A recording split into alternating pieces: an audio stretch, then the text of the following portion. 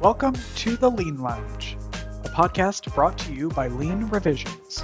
Please welcome your host, Jeff Gray. All right. Hello, everyone. Welcome to the Lean Lounge. My name is Jeff Gray, your host here on the Lean Lounge. And today I have a special guest here, known about 30 years or so, Mr. Mason Gray. And welcome to our studio here. Our KPI Fire is our sponsor today. And you too can be a sponsor of the show. Just contact us at leanrevisions.com. Jennifer will get back to you, and you too can be part of the show. So come and join us and spread the word about your awesome products that help everyone in the lean operations umbrella. And today, I know you guys have already met Mr. Mason Gray, my son here, who's also one of my partners in crime as we go out and fix operational issues throughout the planet. Europe, North America, Asia, we've been all over the place. And so, Mace, you want to tell us a little bit about yourself real quick? I know you've been on the show. We've done your segment, but let everybody know if they're new to the show, who you are and what you do. Yeah, sure. So my name is Mason Gray. Right now, actually, the newly appointed standing CEO of Lean Revisions, while Jeff transitions into his president role and running the podcast and more capital management of projects. I've been kind of boots on the ground and growing the company lately. And so, yeah, it's almost been 10 years of my lean journey. I was 21 when I did my first project with you. So next year it'll be 10 years in July is when I did my first project. I've just been having a great time traveling around the world, like Jeff said, helping people with process improvement projects. I usually work on the local companies, so 500 employees or less. But the big guys are fun too because they fly you out somewhere and you get to have a fun project for months at a time in beautiful areas. But I've been focusing on the smaller clients and there's a lot of community engagement and been awesome. So. Good. Yeah. Mason's birthday was like a month and a half ago, and I asked him what he wanted for his birthday, and he said, I want to be CEO, so you can go do something else. And I was like, okay. Pretty much. You got it, Junior. So he's doing a good job. Coming up with some really good ideas, sales things. We just did a thing, about a week or two ago, and I was really, really impressed. I don't even know if I told you that. The way you did that COPQ breakdown with that one client and how you helped them understand within like an hour of taking that solution and then breaking it into the COPQ.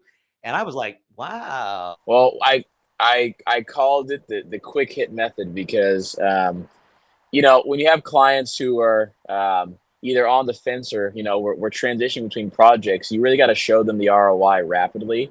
And so I said, okay, I have 3 hours today with this client to really show them the money, right, or show them the benefit. And so I developed this quick hit method where you go through the DMAIC process, but it's in a way where you pinpoint key areas of that. And so it leads you down the DMAIC process a little faster than your traditional, 1 week Kaizen or, 1 to 3 month project, right? If it's a green belt project. So I really focused on how do I show this client the benefit by the end of today? And so we took a prioritized pain points and we drilled down, and you'll have to hire us to find out how I did it. But it was quite cool. The client was very happy. Obviously, my father, who was a 30-year practitioner of this stuff, was quite happy. So it was just really cool to be able to show a client ROI, and they were just like, wow. It was our third session, but our 3-hour session that we had with them, and it was very fun to show them some tangible results in a day. So. Yeah, I was working with one part of the group, and Mason was at the other side of the room with the other. And I was peeking over, and I was like, "Whoa, what's he doing?" And like you say, I've been doing this since you were born. You're 30, so you kind of get into your way of doing things, and this is why I like bringing in younger folks. We got a couple people in their 20s. You just turned 30 last month, and it's innovation. It's always being innovative, bringing on new people, looking at things differently. And when I saw you doing that, I was like, I'm stealing that. You go ahead. No, it worked. It was really great. It showed them the ROI. It showed them that our benefit to them for why we were there, and they saw quick results. So I really like that process. So I'm going to definitely use that, especially for the front line in the middle management to see because they own it. Your yellow belts, your green belts, they can feel it right then that day. And they can duplicate it too. They can replicate. That's the thing. It was a simple approach, but it's effective. And so now the people that you take through that method, the quick hit method, I'm calling it, they can replicate it, and that's where the value is to them. The frontline employees get to replicate it. You teach them on a Friday. By next Monday, they can do that. Yeah, after you were done, I asked a couple of them. I said, can you guys go and teach this to the rest of your team?" And they said, "Yo, yeah, definitely." So they caught it, and that was some quick hits. That low hanging fruit and stuff that they saw. So good, good. So the reason we have you on today is because you're going to share a few nuggets of knowledge about some sales and some challenges that you've come across. And Yeah, I mean, we kind of had this organic conversation about how we're realizing a lot of our clients since COVID, I have this pressure on their sales teams, and so we see sales teams growing, we see sales teams shifting around, and as Jeff and I know, being process engineers, throwing more bodies at a problem doesn't mean you're going to solve it. And so historically, I've always stressed, when you have a salesperson, what is their capacity and how are they managing clients rather than just gaining new sales? Um, what this kind of looks like is, the more people you have one salesperson managing, the less and less effective they become at managing their clients, because you're adding more to the pot, meaning less touch time and less dedicated time in each person. So, say for example, yeah, client management starts to slip. And so that's what I'm relationship. seeing, right? Yeah, Yeah. all the relationship slip, your gap in how long you talk to someone, your touch time, your effectiveness, your meetings, your events. When you run events, you're missing events that you should be at and meeting people. So what I've noticed lately is, I say since about 2022 or 2023, the pressure on sales teams to, okay, we're out of COVID, time to grow, grow, grow, grow, grow. And what I always ask sales teams is, so how effective are you being with that growth though? Because if you have the same 10-person sales team, and it's either each managing 20 clients each, so you have 200 clients you're managing, and if you add another 100 clients and you distribute those evenly. So now you have each salesperson, managing 25 clients each, 30 clients each, and you're sitting here going, wait a second. I have less time to be effective with the clients I already had. And what happens sometimes is you're churning so much in that people are falling out the back end because you're not managing them anymore. And so I've noticed that with a few of our historical clients, how they preach that sales are the most important thing. And everyone in the office who is managing, the project managers, the procurement, insurance, HR, they're all saying, actually, it's becoming harder on us to do our jobs when we have less and less time to work with the legacy clients we have. So, yeah. So, I mean, if you want to add to, because that's kind of how the conversation started. Yeah. Yeah, I remember we had a client that was their their That modus was their bread operandi and was butter. Yes. they were just churning people in. They had their salespeople out in the field all day long, and the back office couldn't manage it, and they were dropping, clients they had because they weren't networking, they weren't grooming, they weren't upselling, and they were just pushing things through the pipeline. And so that client, we told them to slow down and nurture what they had.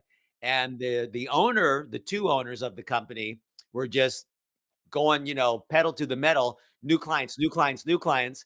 And they were bringing in lots of products that they weren't being able to turn because the clients that they were losing weren't buying those. Their inventory was going up. Their holding costs were going up. And we were like, stop, take your foot off the gas, man, and listen. Evaluate what you're doing. Evaluate what you're doing. Look at the systems. Look at your people. Look at how you're burdening the process and the pipeline. But they were just shoving things through. And we eventually just said, you're paying us to come in here and help you, and you're not listening. So when you're ready to listen, we'll come back. And 6 months later, like the day, remember I told you, I said 6 months, they will be called. It was like the day, It almost was the the hour. day. Yeah, they Yeah. called. And they said, you guys, we should have listened to you 6 months ago. Can you come back in here and help us out? So, you know, sometimes you have to do that and just say, look, you guys, we're here to help you. And that's what you brought us in for. And we observe, we take notes, we use data. and we come up with the right solutions. But you need to take those solutions and start putting them in there and implementing them. And so, it's all part of the sales. It's not just more, more, more. It's, look what you have, maintain that relationship, that network, and they'll refer you to, their clients and their supply chains. And that's how you grow. And that's more trust in the industry instead of you trying to cold call someone and sell them on something. That's part of this. So Yeah, no, the biggest thing that I noticed was um, when the sales teams decide to hire new people or a sales consultant or a system that they think we're going to have a new sales system. I always ask them. I say, well, look, how is your process performing currently? And most of them can't answer that with full confidence, and therein lies the issue. Is what COVID did to us was expose our warts. It showed the companies. I'm being honest. This is the thing. It showed the companies who thought they were bulletproof that they were not bulletproof, and then they kept asking themselves why. I thought we fixed that. I thought we had a solution for that. They thought they had all these things. They thought they were impenetrable. But I mean, the big guys, and I'm talking the biggest names you can think of. We work with them. So I'm telling you, we work with them. So we know for a fact that there is opportunity to improve on the sales side. Communication is always number one. You know, uh, you have to have a communication plan throughout your entire enterprise, but especially from the sales team, because as we know, historically and traditionally, sales teams like to promise some things that make project managers want to tear their hair out sometimes. And it's okay to have a good relationship with your client and give a little, take a little here and there. But when you're promising things that are outside your realm of control or responsibility, then it becomes the internal office's job to own up to that promise. That messes up all their internal processes because they have set systems and parameters. And then when the sales teams go outside those set systems and parameters, how can they manage that? They don't. It becomes chaos. It becomes liability. It becomes lawsuits. It becomes anything you can think of that doesn't always end up happily. It's when you have sales that don't have a funnel that is working properly, and effective sales funnels. And so, and I kind of bring it back to what I said about COVID. What COVID did was show us, wow, that really impacted us. We lost business, we lost clients, we lost all these things. And so now that we're back on this up and up, and industries are back open, you have teams that are doing this massive hiring in sales, hiring sales consultants, hiring systems to bring in more and do more. So, $50,000 systems to do this and that. Um, and their sales teams are still going, it's not making us more effective. It's not, it's just churning it. It's kind of, because what happens is if you hire more sales teams, that means you have to have training. And if you're training to a system that wasn't performing before COVID or during COVID, and you haven't evaluated your system that you're trying to look at, how are you going to get any better? How are you getting any more sales? Think about it. If you are a basketball player and you are an 80% 3-point shooter, which is exceptionally high, right? So I'm saying great conversion rate, and you're shooting, and you go, hey, over COVID, we lost 30% of that. So now we are a 50% 3-point shooter. And then you hire another 3-point shooter and go, hey, well, you're a 3-point shooter and I'm a 3-point shooter, but I'm going to teach you how to shoot 50%, even though we want to get to 80%. I don't know how to get back to 80%. So all you're doing is duplicating the same person who, or the same system that is now faulty within the industry. So you have to look at what? It's the system itself.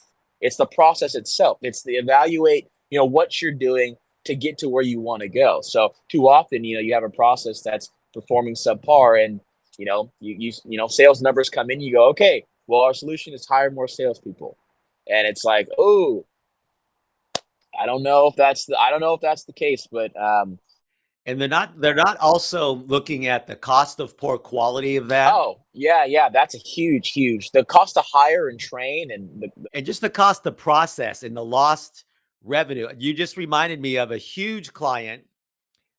This was before you started working with us. You were still in high school, I think. Had a huge client, and I went to Europe, and I went to their location here in the US, and I also went to the Far East in Singapore. And the problem was it's a global company, a lot of clients around the planet, and they weren't able to process all of their agreements oh on time. yeah, oh man, yeah, You know which company I'm talking about, but we're not going to say who they are, of course. I had to go in and see which one of their back office operations was performing the best because they weren't hitting their numbers at the end of the month to report to Wall Street, which of course impacted the stock and da da da. It's a billion-dollar company, global. I'm not going to say who they are, but we observed. And the problem was their salespeople were just selling everything and anything. They were promising everything. So the people in the back office were not able to look at those agreements and process them because there's a lot of anomalies.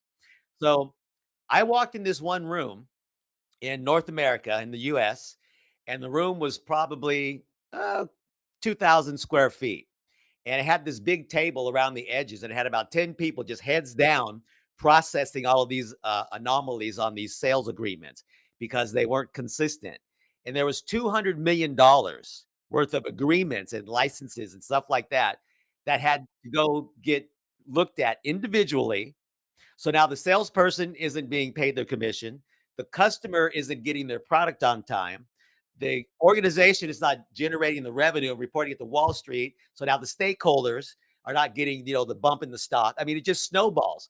Yeah, that's the cost of poor quality. That's the cost of poor quality in a That's the nutshell. cost of poor quality. That 200 million, that was just in one location. They had about 10 locations around the planet.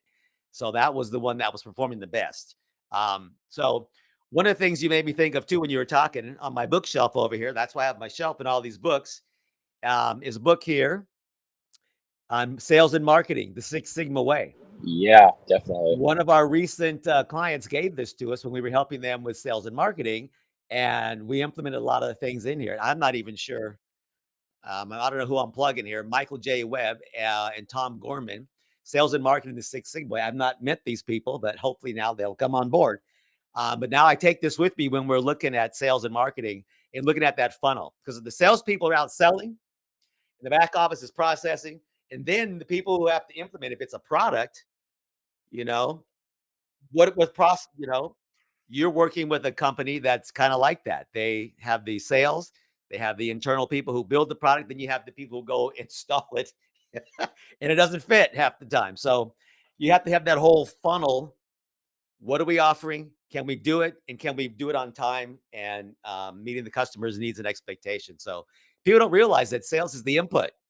Yeah. Oh, yeah. I mean, everything that a salesperson says front facing to a customer becomes inputting information into the whole process, whether it's information, whether it's materials, whether it's services. It doesn't matter what it is. If I'm a salesperson and I go out and I'm talking to someone about, You promise. yeah, it's a verbal promise before it's a contracted agreement, and the most I mean, it really is. And so you make this verbal promise, then it becomes a contracted agreement, and then that we call, vaulting over the fence to the next person on the other side of the net, and they have to make it happen.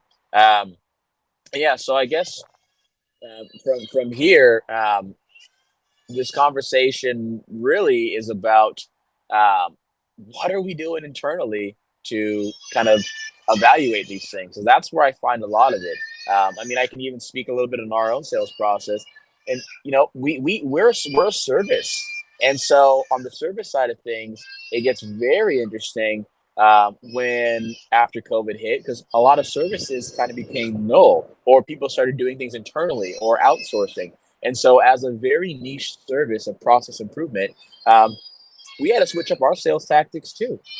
And so it's That's part of the evolution of things. the evolution, the growth. You got to the change your growth. paradigm. You've got to look at what's working. What used to work doesn't work now. Technology in there, and who knows? Yeah, It's a lot of taking that time to do the hard work first to pay yourself back later. So, even if you have to pull your sales team off the road for a few days and say, hey, let's evaluate what we're doing. What are some key things that we see that are working? How can we benchmark? How can we build processes around our most successful salespeople? What products are going the fastest? What material? Like there's a lot of ways when the conversation is had. And I know you'll feel like, hey, we're taking a dip this quarter if we do that. Guess what? If you take a little dip, imagine the returns you'll get and the gains you'll get in the next quarter. Oh, it's exceptional. I mean, I've done this with so many sales teams where I say you need to pull some of your salespeople off so I can have this 2 to 3 day time with them to evaluate what their processes are looking like and how they're performing, aligning metrics, aligning communication, information, aligning other stakeholders, as Jeff said. And once you can look at that whole machine and all the cogs, you'll start to pick out, those are the wheels that need greasing, and those are the wheels that need to come out. Those are the cogs that don't need to be there anymore. And that's what we don't do enough. So because we're in silos. We're in silos. There are people out in the field, or they're over in another building, or they're another state, and they're just turning out orders. And the back office is like pulling their hair out, and they don't even talk to each other. no, 90% How of the many times time, do the salespeople it's talk to just the people in a factory who's making the products they've sold?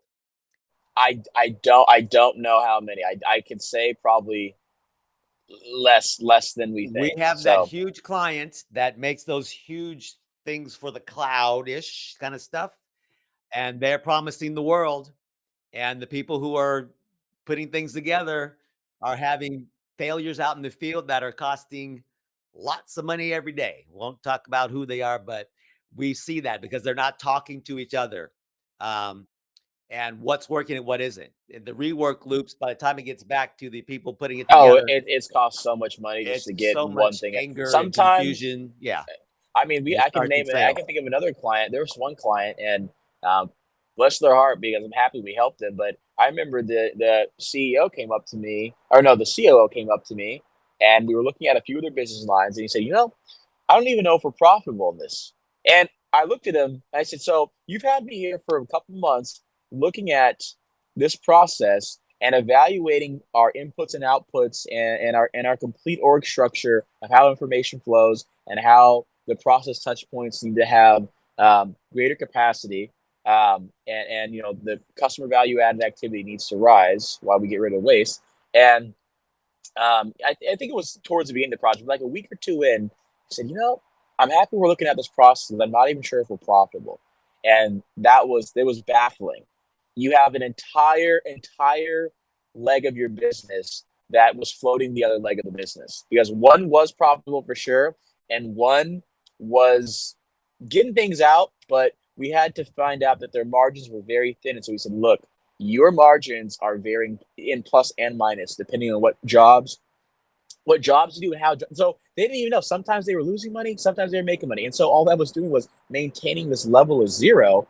And then the other leg of the business, if it was on a negative month, negative quarter, they would just float the money over and boost them back up. And it's like a bailout. They're bailing themselves out over and over again. And I was like, oh, you guys, treading water. I said, you guys, we have to look at what we're doing on the inputs. If we have 1,000, even if it's 1,000 inputs into your sales process, if you do not understand each one of those critical inputs and what drives it and what it connects to, you'll never be able to understand why the breakdowns are happening in your process. Right. That's your input. That's your first input. Yeah, I love talking to sales teams because first of all, they're always very fun, and I get along with fun sales teams. It's that personality, that A type. Yeah, the sales teams are always very fun. But the most beautiful thing about working with sales teams is when about 4 hours in, so maybe the first session or second session, when the light bulb turns on, and they go, I do have ideas around that, but because I haven't been empowered to make those decisions, I just keep doing it this way. Or because I only have this type of contract, I'm only allowed to sell this way. So that's when the conversation comes up. See, it's not that you need to buy a new $100,000 management system. It's not that you need to hire new salespeople.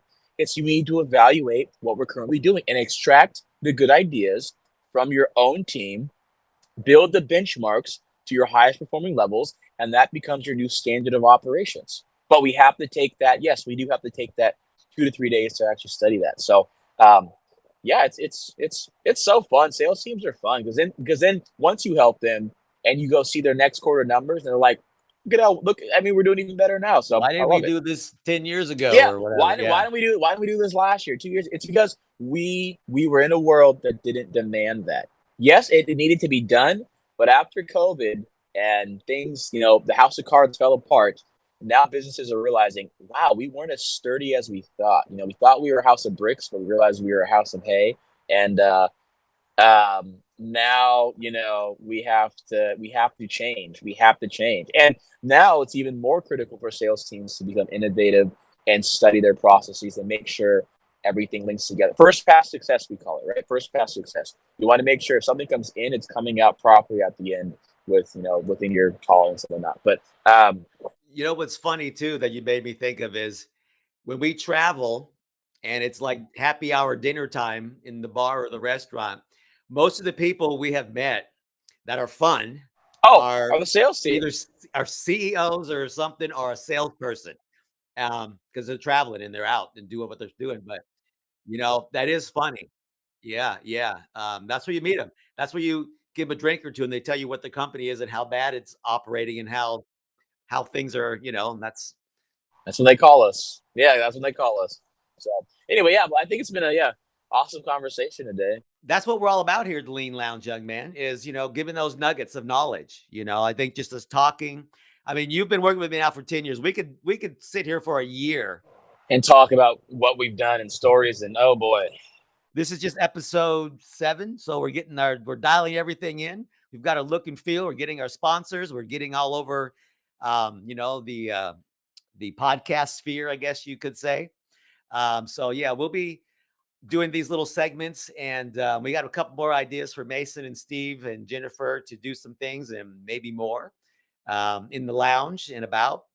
And anyone, feel free to contact us. We are consultants. If we can't help you, we know lots of people who are masters at certain things, sales or design or you name it. If we can't help you, we have a bunch of folks who can. We have process specialists. That's the best thing, is when you work with certain industries, you meet process specialists in those industries, and they love to share knowledge because it's like us. That's their thing. Yeah. And one of the things I like too is, we go to a lot of conferences, we speak at a lot of different things. We meet a lot of different consultants who are taking tools and using them differently. Just like what you did with that one client with the Kaizen thing and the rapid execution. And that was like 2 hours or something. So that's what we're all about, so feel free to reach out to us. And if we can't help you, we'll send you the right direction. And I want to thank Mr. Mason Gray here for giving us some of his knowledge and time today. As you heard, my little grandbaby's crying in the back a little bit. I heard her. I don't know if everybody else did, but grandpa ears. But yeah, feel free to reach out, everyone, and join us on Spotify and Apple Podcasts and everywhere else you get your podcast.